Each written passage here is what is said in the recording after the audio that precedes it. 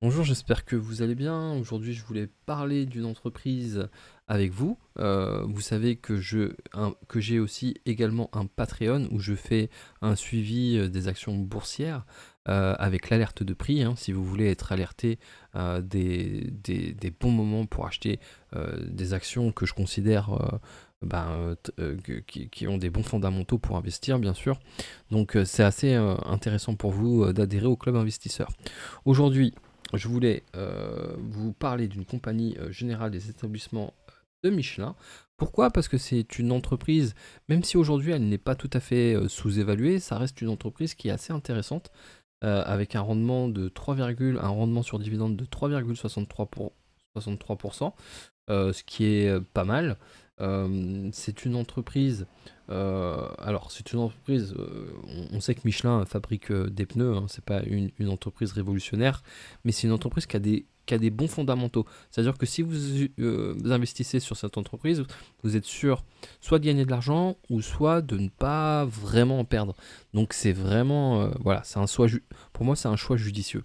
Donc là, on voit le cours de bourse qui est effectivement à la hausse, hein, une hausse constante, même si effectivement il y a des phases de fluctuation. Ça, c'est pas un problème.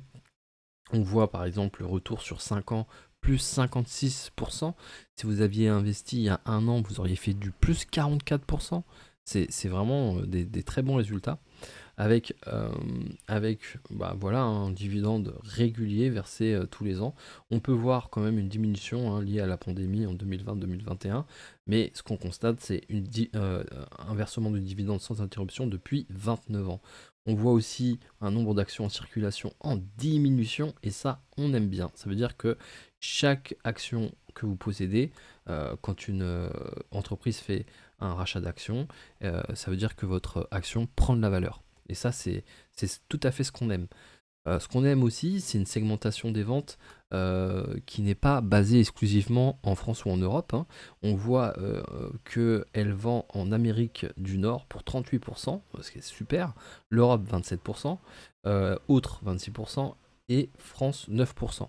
Donc, comme je disais hein, dans une vidéo précédente que je vous conseille d'aller regarder, ça permet d'avoir quelques informations pour mieux investir, où j'expliquais que effectivement les entreprises à l'international seront plus armées si la France connaît une crise financière ces prochaines années.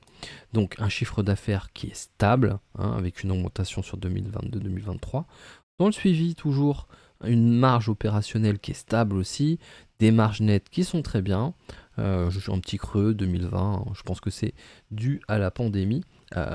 Et ce qu'on a aussi, c'est une diminution globale, hein, une diminution de la dette. Donc c'est une entreprise qui est relativement solide, qui est sûre et qui ne présente pas trop de risques hein, pour ceux qui veulent gagner un bon petit dividende, je crois, de 3,76 €, hein, si je dis pas de bêtises. Le prochain, non, non. Très bien. Je vous dis à très vite pour une prochaine analyse et n'oubliez pas de vous abonner à la page Patreon, hein, Club Investisseur.